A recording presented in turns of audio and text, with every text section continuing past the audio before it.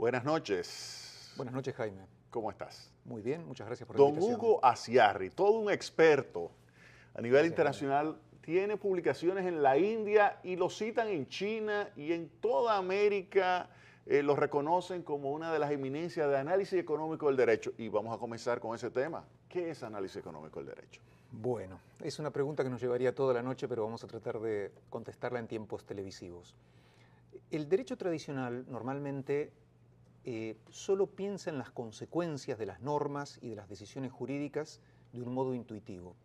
Los juristas normalmente estudian un cuerpo legal y estudian normas y relaciones entre normas. Una regla que deriva de otra regla y una regla que parece más justa que otra. Pero entendemos que el derecho no es meramente un juego intelectual entre expertos, sino que es algo bastante diferente. Es una práctica social con implicancias sociales.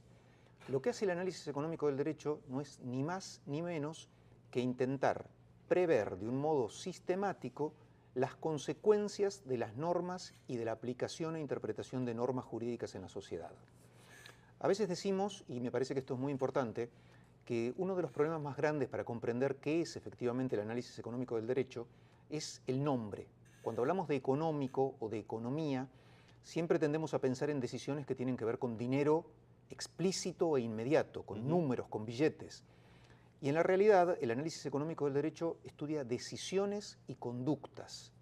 Estudia cómo decidimos frente a cuestiones que implican dinero y cómo decidimos frente a cuestiones que no implican dinero. Por eso nos gusta decir con Bob Cutter, quien es compañero en el board de ALACDE, que luego vamos a comentar un poco qué es ALACDE, nos gusta decir que esto hubiera sido mucho más fácil, hubiera tenido una penetración mucho más fácil en Latinoamérica si se hubiera llamado derecho y consecuencias que derecho y economía. Porque en nuestro continente o subcontinente tienen muy mala prensa los economistas.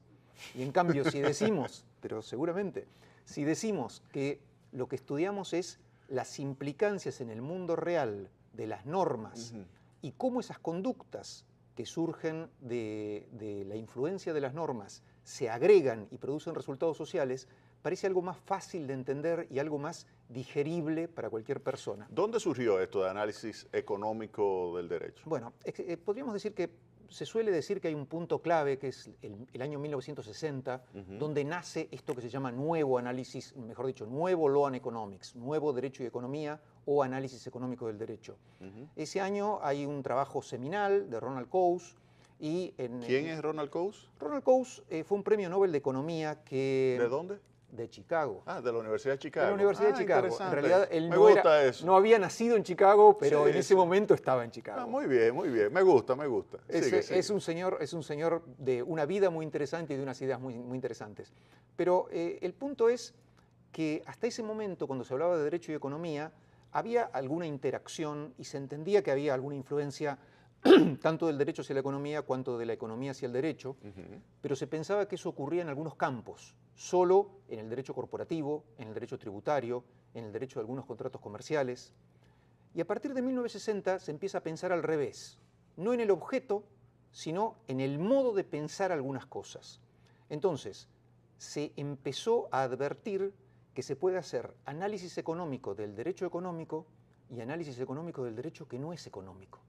Se puede analizar, por ejemplo, por qué decidimos casarnos o no casarnos, por qué decidimos entrar en sociedades, en ONGs, en sociedades o en asociaciones o en agrupaciones que no nos traigan beneficio económico inmediato, por qué donamos, por qué decidimos hacer ciertas cosas e incluso por qué votamos como votamos o por qué nos comportamos como nos comportamos cuando somos funcionarios de gobierno. Gary Becker trabajó esos temas también. Exactamente. Gary Becker es uno de los padres del análisis económico del derecho. Yo nombré junto con Coase.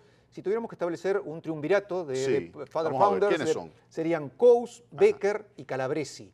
Y luego podríamos decir, se agregan algunos como Posner, que podríamos decir, algunos dicen es el jefe de la escuela, como si esto fuera una cuestión piramidal. Porque ese es juez. Es juez en este momento de una corte de apelaciones en Estados Unidos. Y también tendríamos que decir que nuestro amigo Bob Cutter, Robert Cutter, y Tom Mullen también tienen un libro que ha sido emblemático y es el manual, es el estándar con el cual se enseña análisis económico del derecho en el mundo. Pero la idea de Gary Becker fue, bueno, Gary Becker estudió cuestiones de familia y seguramente es más famoso por cuestiones de derecho criminal. Okay. Él cuenta una anécdota que dice que un día estaba llegando tarde a su clase y tenía que parquear su carro y no había lugar, había solo un lugar prohibido. Y en ese momento se puso a pensar, ¿qué me pasa, qué me va a pasar si decido parquear el carro en este lugar prohibido? Y dijo, estoy pensando como un criminal. Y luego hizo un salto. Los criminales piensan como los que no somos criminales.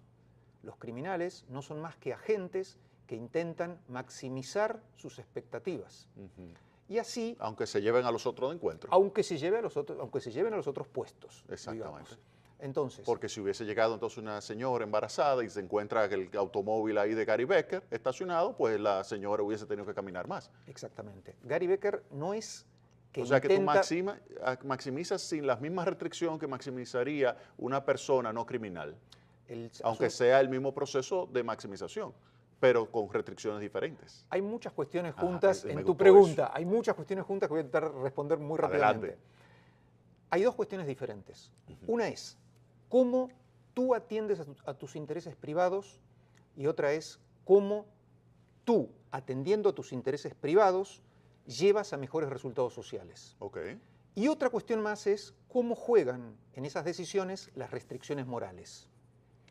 Cuando pensamos en intereses privados, podríamos decir que un sujeto amoral, es decir, que no sufre ninguna restricción moral, simplemente maximizaría sus propios fines y en su decisión no ingresaría en ningún modo el bienestar de otras personas. Pero la maximización de él y la maximización de otra persona también individual y la de otra persona sumada no me da la maximización de la sociedad completa. Si el marco institucional es el adecuado, una de las cosas, digamos, de los objetivos básicos del análisis económico del derecho, es decir, establezcamos un marco institucional adecuado para que cada uno maximizando logremos el mejor resultado socialmente esperable. Okay. El problema es que no siempre, digamos, no hay una necesidad de que el marco institucional sea el adecuado.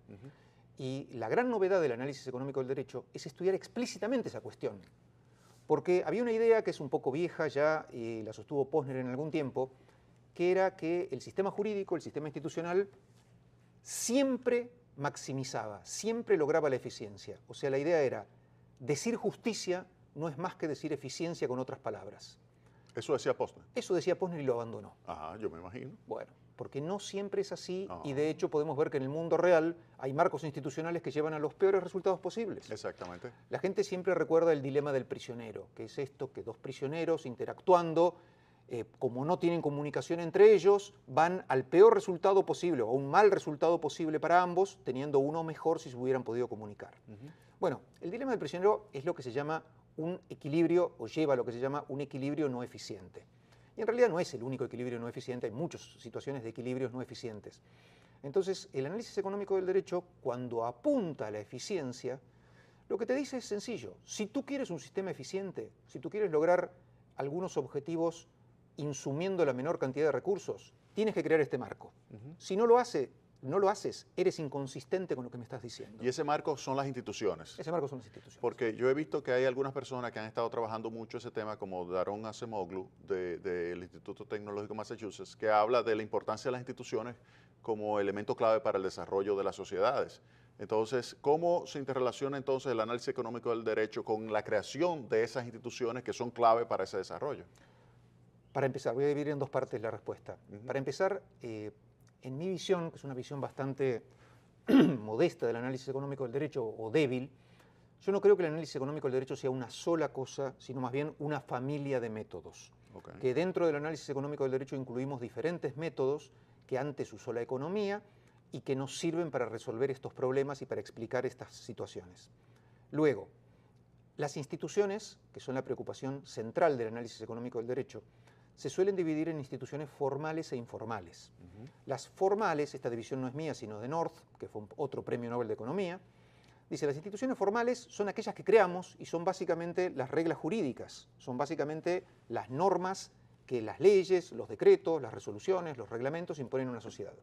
Pero hay otras instituciones que no creamos explícitamente. Tú te levantas a la mañana y saludas a tu vecina, luego vas y le haces un regalo a otra persona, y tú tienes una conciencia de estar cumpliendo una obligación cuando haces eso. no siempre es placer para ti.